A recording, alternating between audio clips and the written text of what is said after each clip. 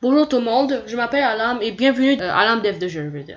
Je suis un solo développeur de jeux vidéo et aujourd'hui je vais vous montrer le mouvement d'un joueur dans Unity et Visual Studio avec du code C#.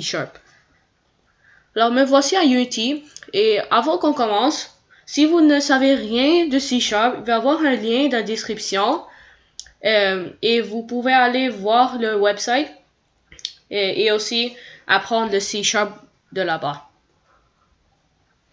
Alors, avant qu'on commence, il faut aussi voir que dans Edit et dans les préférences, on va voir que ici, vous devrez avoir le premier choix et vous devrez choisir Visual Studio 2019 ou n'importe quelle autre version que vous avez. Et si ce n'est pas dans les choix ici, vous pouvez feuilleter dans votre ordinateur. On peut fermer ça maintenant. Je ferme ça. Et j'ai déjà un joueur.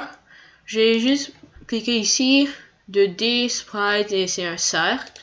Et pour vous, ça devrait être blanche comme ça. Mais moi, j'ai mis en bleu, je veux en bleu car j'ai cliqué ici. Et non, ça c'est rouge. Alors je vais mettre en bleu comme ça. Voilà. Et aussi, il faut mettre un composant comme un Regiboy 2D, qui est en 2D maintenant. Et la gravité soit 0 pour qu'il ne tombe pas. Et aussi, j'ai déjà créé un script en C#. J'ai juste cliqué ici et C# script. Et mon nom c'est mouvement joueur. Et il ne devrait pas avoir d'espace entre les mots, sinon Unity va pas accepter. Et double-clique-le pour ouvrir dans Visual Studio. Quand c'est ouvert, ça devrait ressembler à quelque chose comme ça.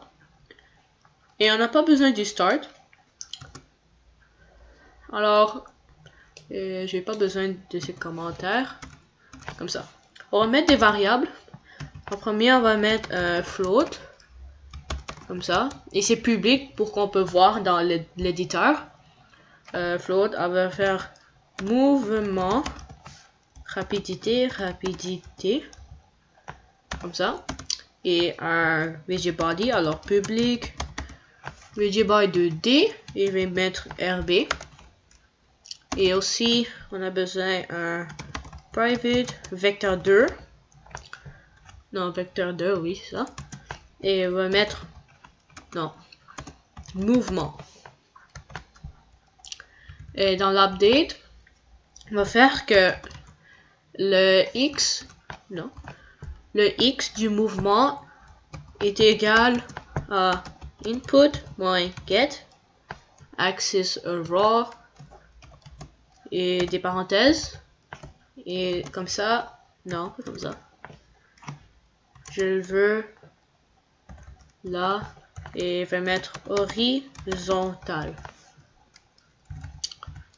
Et aussi le Y, alors mouvement.y est égal à input.get axis raw, comme ça, et ça doit être vertical maintenant. Alors vertical.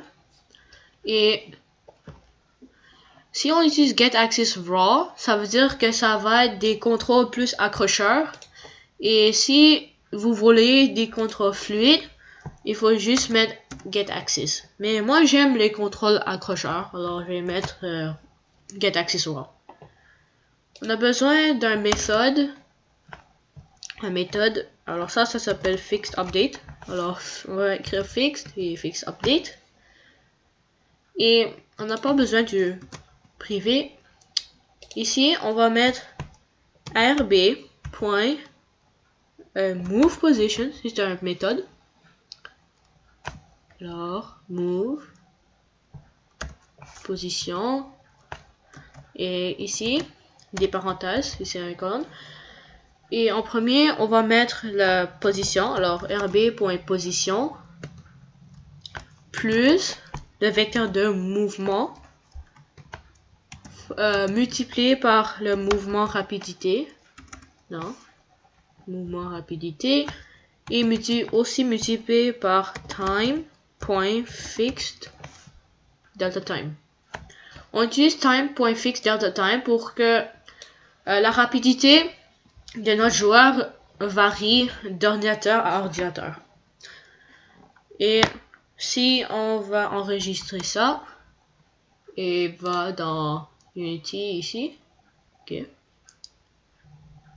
Et maintenant, si on prend le script et on le met dans notre joueur, et la rapidité, je vais mettre comme 10 par exemple, et on va prendre le rigid body et va mettre ici. Et après, si on joue, on devrait avoir des contrôles accrocheurs. Et on peut bouger avec les WASD et les flèches. Vraiment cool. Alors, c'est fini pour cette vidéo. Et merci de le regarder. N'oubliez pas d'abonner à ma chaîne et me donner des likes si vous aimez mes vidéos. Au revoir. And then you'll die.